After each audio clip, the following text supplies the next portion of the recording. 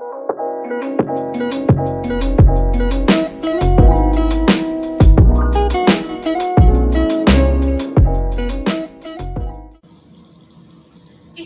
kurikulum pertama kali digunakan pada dunia olahraga pada zaman Yunani kuno, berasal dari kata kurir dan kurer yang artinya jarak yang harus ditempuh seorang pelari. Atau kita bisa mengistilahkannya dengan tempat berpacu atau tempat berlari dari mulai start sampai dengan finish. Istilah kurikulum pertama kali digunakan pada dunia pendidikan. Namun, para ahli memiliki penafsiran yang berbeda tentang kurikulum. Namun, dalam perbedaan penafsiran tersebut ada satu kesamaan, yaitu kurikulum memiliki hubungan yang erat dengan usaha pengembangan peserta didik sesuai dengan tujuan yang ingin dicapai. Secara umum, pengertian kurikulum adalah suatu program pendidikan yang berisikan bahan ajar dan pengalaman belajar yang disusun secara sistematis atas dasar norma yang berlaku, yang dijadikan pedoman dalam proses pembelajaran bagi tenaga kependidikan dan peserta didik untuk mencapai tujuan pendidikan. Pengertian analisis itu sendiri adalah suatu kegiatan atau usaha dalam mengamati, memilah, mengurai, dan membedakan suatu kejadian atau peristiwa dan mencari kaitannya serta menerjemahkan maknanya. Dengan analisis diharapkan seseorang memiliki pengetahuan yang luas dan dapat memilah suatu komponen menjadi bagian-bagian yang tetap terpadu untuk dapat memahami proses serta sistematika komponen tersebut. Jadi dapat ditarik kesimpulan bahwa analisis kurikulum adalah suatu kegiatan berupa mengamati dan menguraikan suatu hal ke dalam kelompok yang lebih kecil dan spesifik, terkhususnya tentang kurikulum, yang di dalamnya terdapat komponen-komponen seperti isi, tujuan, pelaksanaan, evaluasi, serta tingkat keberhasilannya dalam penerapan di masyarakat. Perkenalkan, nama saya Oktamin Nawati dengan NPM 2013053130. Di sini saya akan memaparkan materi tentang tujuan dan fungsi dari analisis kurikulum. Yang pertama yaitu tujuan analisis kurikulum. Tujuan analisis kurikulum merupakan suatu yang hendak kita capai saat kita telah melakukan kegiatan analisis kurikulum. Adapun tujuan dari analisis kurikulum yaitu yang pertama, mengetahui kelebihan dan kekurangan kurikulum yang pernah diterapkan di Indonesia. Lalu yang kedua yaitu mengetahui bahwa setiap perubahan kurikulum yang terjadi karena ketidaksesuaian dengan kebutuhan pendidikan dalam setiap perubahan era. Yang ketiga yaitu mengetahui kurikulum yang tepat dan efektif untuk diterapkan. Yang keempat yaitu mengetahui perubahan kurikulum yang terkesan dipaksakan karena kepentingan politik tertentu. Yang kelima yaitu mengkaji dan menguji kecocokan kurikulum pada program pendidikan pada program pembelajaran di sekolah. Lalu yang kedua yaitu ada fungsi dari analisis kurikulum, yaitu fungsi dari analisis kurikulum yang pertama untuk mengumpulkan data-data yang terkait dengan masalah pada kurikulum yang diterapkan di Indonesia. Yang kedua yaitu untuk menjawab masalah yang terkait dengan kekurangan pada kurikulum sebelumnya. Yang ketiga yaitu untuk menemukan kesalahan atau ketidaksesuaian pada kurikulum tersebut untuk segera diperbaiki guna sebagai bahan evaluasi kurikulum. Yang keempat yaitu mengkaji metode apa yang sesuai dalam pengajaran yang efektif. Bagaimana ruang lingkup analisis kurikulum? Adapun ruang lingkup analisis kurikulum yaitu yang pertama, konsep kurikulum. Konsep kurikulum adalah suatu program pendidikan yang berisikan berbagai bahan ajar dan pengalaman belajar yang direncanakan dan dirancangkan secara sistematik atas dasar norma-norma yang berlaku, yang dijadikan sebagai pedoman dalam proses pembelajaran bagi tenaga kependidikan dan peserta didik untuk mencapai tujuan pendidikan. Yang kedua, fungsi kurikulum. Fungsi kurikulum yang meliputi yang pertama fungsi kurikulum dalam rangka mencapai tujuan pendidikan. Yang kedua, fungsi kurikulum bagi anak yaitu sebagai organisasi belajar tersusun yang disiapkan untuk siswa sebagai salah satu konsumsi bagi pendidikan mereka. Yang terakhir, fungsi kurikulum bagi guru. Selanjutnya ada komponen kurikulum, yaitu meliputi tujuan, bahan pelajaran atau komponen isi, lalu proses belajar mengajar atau strategi pembelajaran, itu yang terakhir ada evaluasi dan penilaian. Selanjutnya ada pengembangan kurikulum. Pengembangan kurikulum adalah proses perancangan dan penyusunan kurikulum oleh pengembang kurikulum, dan kegiatan yang dilakukan adalah agar kurikulum yang dihasilkan dapat menjadi bahan ajar dan acuan yang digunakan untuk mencapai tujuan pendidikan nasional. Yang kelima adalah landasan-landasan pengembangan kurikulum. Adapun landasan-landasan pengembangan kurikulum meliputi yang pertama landasan filosofis, yang kedua landasan sosial budaya, yang ketiga landasan psikologis, yang terakhir adalah landasan organisatoris. Selanjutnya ada pengembangan kurikulum yang digunakan di Indonesia. Dalam perjalanan sejarah sejak tahun 1945, kurikulum pendidikan nasional telah mengalami perubahan, yaitu pada tahun 1947, 1952, 1964, 1968, dan seterusnya, dan yang sekarang 2013. Perubahan tersebut merupakan konsekuensi logis dari terjadinya perubahan sistem politik, sosial budaya, ekonomi, dan teknologi dalam bermasyarakat, berbangsa, dan bernegara. Sebab kurikulum sebagai seperangkat rencana pendidikan perlu dikembangkan secara dinamis sesuai dengan tuntutan dan perubahan yang terjadi di masyarakat. Baik, saya akan melanjutkan materi yang selanjutnya, yaitu tentang pengembangan kurikulum yang digunakan di Indonesia. Dalam perjalanan sejarah, sejak tahun 1945, kurikulum pendidikan nasional telah mengalami perubahan. Perubahan tersebut merupakan konsekuensi logis dari terjadinya perubahan sistem politik, sosial budaya, ekonomi, dan teknologi dalam masyarakat berbangsa dan bernegara. Sebab kurikulum sebagai seperangkat rencana pendidikan perlu dikembangkan secara dinamis, sesuai dengan tuntutan dan perubahan yang terjadi di masyarakat. Semua kurikulum nasional dirancang berdasarkan landasan yang sama, yaitu Pancasila dan Undang-Undang Dasar 1945. Berdasar perkembangannya, perubahan kurikulum di dunia pendidikan Indonesia dapat diuraikan sebagai berikut. Yang pertama, kurikulum rencana pelajaran 1947 hingga 1968. Yang pertama, kurikulum 1947 atau disebut Rencana Pelajaran 1947 merupakan kurikulum pertama yang lahir pada masa kemerdekaan memakai istilah Leerplan. Dalam bahasa Belanda artinya rencana pelajaran.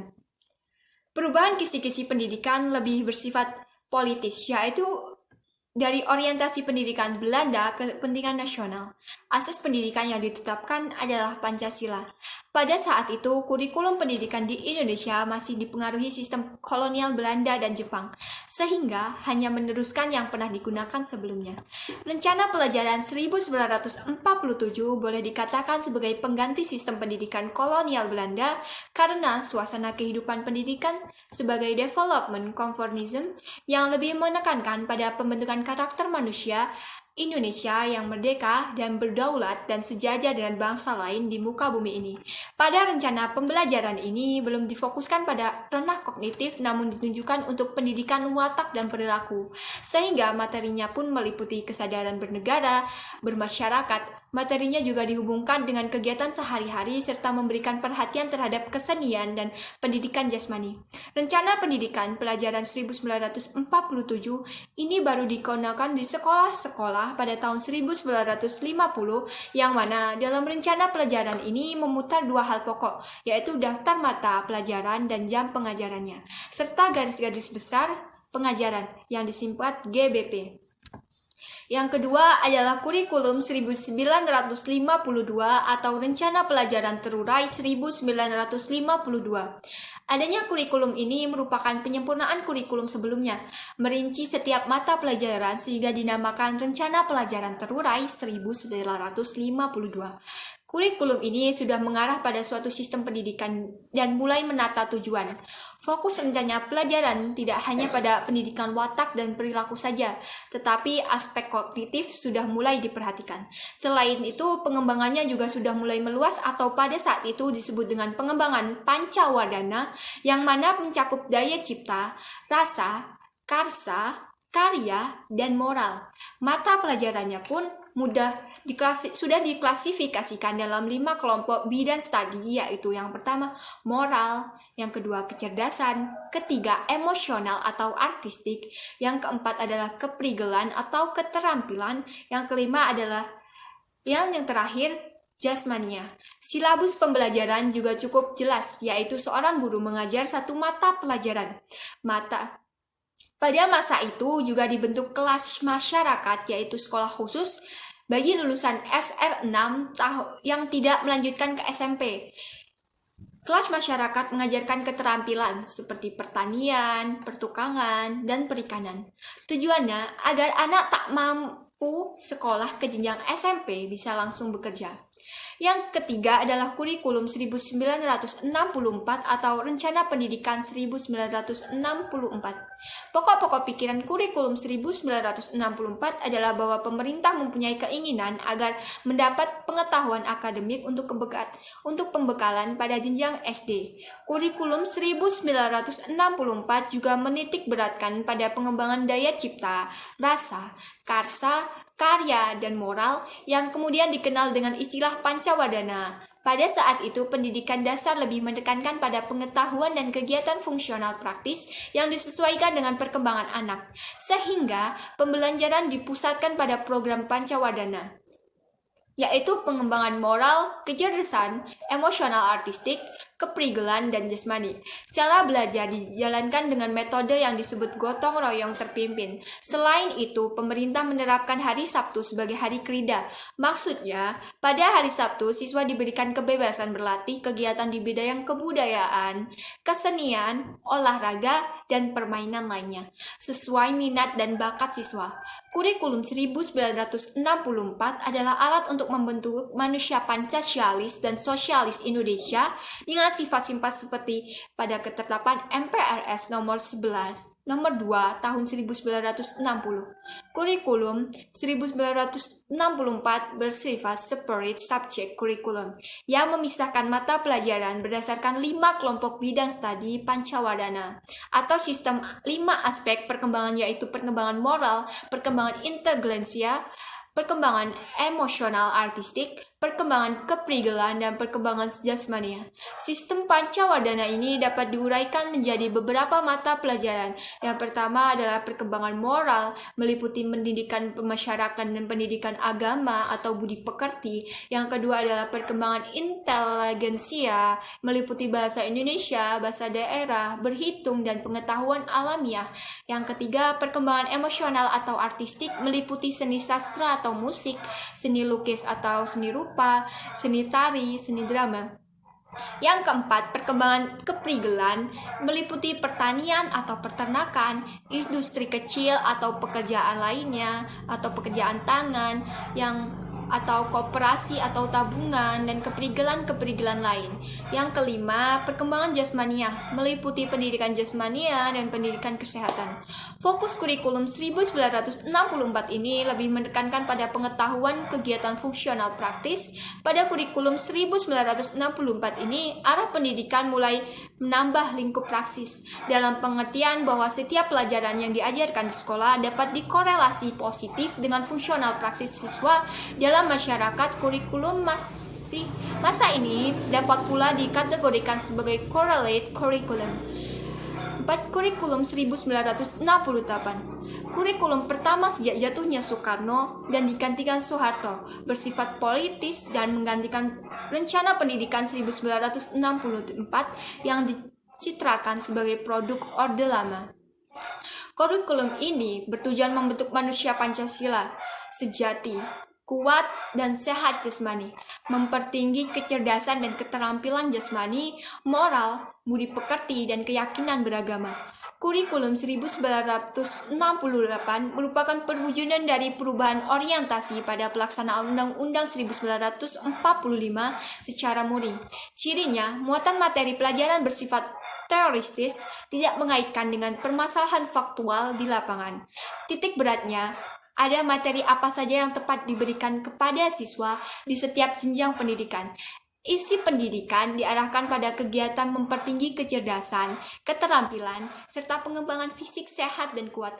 Kurikulum 1968 dilahirkan oleh pemerintah dengan harapan dapat melakukan perbaikan atau meningkatkan mutu pendidikan karena kurikulum yang berlangsung sebelumnya terkesan masih diwarnai oleh kepentingan-kepentingan tertentu yang cenderung mengakomodir sistem-sistem yang belum sejalan dengan tindak jiwa Undang-Undang 1945. Dalam penerapannya, kurikulum 1968 diserahkan pada masing-masing sekolah atau guru. Kurikulum 1968 secara nasional hanya memutar tujuan materi, metodik, dan evaluasi. Hal ini berarti kurikulum 1968 telah dikembangkan dalam nuansa otonomi. Baiklah, selanjutnya saya akan menjelaskan pada poin kedua, yaitu kurikulum berorientasi pencapaian tujuan. Yang pertama, kurikulum 1975. Kurikulum 1975 menekankan pada tujuan agar pendidikan lebih efisien dan efektif. Kurikulum 1975 sebagai pengganti kurikulum 1968 menggunakan pendekatan-pendekatan diantaranya sebagai berikut. Yang pertama, berorientasi pada tujuan. Yang kedua, menganut pendekatan integratif dalam arti bahwa setiap pelajaran memiliki arti dan peranan yang menunjang kepada tercapainya tujuan-tujuan yang lebih integratif. Yang ketiga, menekankan kepada efisiensi dan efektivitas dalam hal daya dan waktu. Yang keempat, menganut pendekatan sistem instruksional yang dikenal dengan prosedur pengembangan sistem instruksional. Yang kelima, dipengaruhi psikologi tingkah laku dengan menekankan kepada stimulus respon dan latihan. Selanjutnya, kurikulum 1984. Kurikulum ini mengusung pendekatan proses keahlian. Meski mengutamakan pendekatan proses, tapi faktor tujuan tetap penting.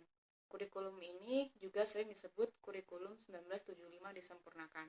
Ciri khusus dari kurikulum ini terdapat pada pendekatan pengajarannya yang berpusat pada anak didik melalui cara belajar siswa aktif atau sering disebut dengan CBSA. Dalam penyusunan kurikulum 1984 ini terdapat pula kebijakan yang diambil oleh pemerintah, yaitu diantaranya penambahan mata pelajaran inti yang awalnya hanya berjumlah 8 menjadi 16 mata pelajaran inti. Hal ini berkaitan dengan perubahan yang dilakukan pada program jurusan di sekolah menengah atas. Jika pada kurikulum 1975 terdapat 3 jurusan yaitu IPA, IPS, dan Bahasa, maka pada kurikulum 1984 ini jurusan dinyatakan dalam program A dan B. Program A terdiri dari A1 penekanan pada mata pelajaran fisika, A2 penekanan pada mata pelajaran biologi, A3 penekanan pada mata pelajaran ekonomi, dan A4 penekanan pada mata pelajaran bahasa dan budaya. Sedangkan program B adalah program yang mengarah kepada keterampilan kejuruan yang akan membuat siswa bisa langsung berkecimpung di masyarakat. Selanjutnya ada kurikulum 1994. Kurikulum 1994 merupakan penyempurnaan dari kurikulum sebelumnya yang dimaksudkan untuk menjawab kebutuhan-kebutuhan sosial di masa depan, sehingga membutuhkan keahlian tertentu sebagai bagian dari modal melakukan kehidupan secara mandiri. Kurikulum 1994 dibuat sebagai penyempurnaan kurikulum 1984 dan dilaksanakan sesuai dengan Undang-Undang Nomor 2 Tahun 1989 tentang Sistem Pendidikan Nasional. Hal ini berdampak pada sistem pembagian waktu pelajaran, yaitu dengan mengubah dari sistem semester ke sistem catur bulan. Selanjutnya, ada kurikulum 2004 atau kurikulum berbasis kompetensi, atau yang lebih sering kita kenal dengan KBK, merupakan sebuah konsep kurikulum yang menekankan pada pengembangan dan penguasaan kompetensi bagi peserta didik melalui berbagai kegiatan dan pengalaman sesuai dengan standar nasional pendidikan sehingga hasilnya dapat dirasakan oleh peserta didik, orang tua, dan masyarakat. Kompetensi memiliki landasan yang kuat yang mana dibangun atas domain pengajaran yaitu kognitif, efektif, dan psikomotor. Sehingga jika siswa disebut dapat menjelaskan atau dapat melakukan, maka hal itu telah mendapat dukungan dari aspek kognitif, afektif, dan psikomotor. Maka dalam proses KBK, pendidik dituntut untuk dapat melakukan yang pertama how to know, how to be, dan how to do. Selanjutnya, kurikulum 2006 atau biasa kita sebut dengan kurikulum KTSP, kurikulum tingkat satuan pendidikan. Kurikulum ini dikembangkan berdasarkan Undang-Undang Nomor 20 Tahun 2003 Sistem Pendidikan Nasional Pasal 36 Ayat 1 dan 2, yakni mengembangkan kurikulum mengacu pada standar nasional pendidikan yang mewujudkan tujuan pendidikan nasional. Dan kurikulum pada semua jenjang dan jenis pendidikan dikembangkan dengan prinsip diverifikasi sesuai dengan satuan pendidikan, potensi daerah, dan peserta didik. Pada prinsipnya, KTSP merupakan bagian yang tidak terpisahkan dari standar isi. Namun, pengembangannya diserahkan kepada sekolah agar sesuai dengan kebutuhan sekolah itu sendiri. Standar isi merupakan pedoman untuk pengembangan kurikulum tingkat satuan pendidikan yang memuat kerangka dasar dan struktur kurikulum, beban belajar, kurikulum tingkat satuan pendidikan yang dikembangkan di tingkat satuan pendidikan, dan kalender pendidikan. Yang terakhir ada kurikulum 2013. Kurikulum ini adalah kurikulum terbaru yang mulai diterapkan pada tahun ajaran baru. Pengembangan kurikulum 2013 ini diharapkan mampu menghasilkan insan Indonesia yang produktif, kreatif, inovatif, afektif melalui penguatan sikap, keterampilan, dan pengetahuan yang terintegrasi. Adapun elemen yang berubah pada kurikulum 2013 ini adalah pada standar kompetensi lulusan, standar proses, standar isi, dan standar penilaian. Kompetensi lulusan kurikulum ini adalah adanya peningkatan dan keseimbangan antara soft skill dan hard skill yang meliputi aspek kompetensi, sikap, keterampilan, dan pengetahuan. Luaran analisis kurikulum. Seiring berjalannya waktu, kurikulum di Indonesia pun semakin mengalami peningkatan. Perkembangan dalam bidang pendidikan selalu ditingkatkan agar sumber daya manusia di Indonesia mampu mengikuti perkembangan dunia. Pada umumnya, kurikulum paling tidak mengandung 6 komponen yaitu tujuan, materi atau bahan, metode atau kegiatan belajar, sumber belajar yang terdiri dari alat, bahan, sumber penilaian, dan alokasi waktu. Luaran atau hasil yang kita peroleh dari analisis kurikulum yaitu mengetahui sejarah tentang kurikulum dari masa ke masa, baik konsep, komponen, metode yang digunakan beserta tujuan dan fungsinya. Sebagai calon guru, hendaknya kita tahu bagaimana perkembangan kurikulum di Indonesia. Dalam analisis kali ini, kita dapat membedakan bagaimana efektivitas kurikulum dari masa ke masa dan bagaimana cara kita memperkecil kekurangan dalam kurikulum tersebut.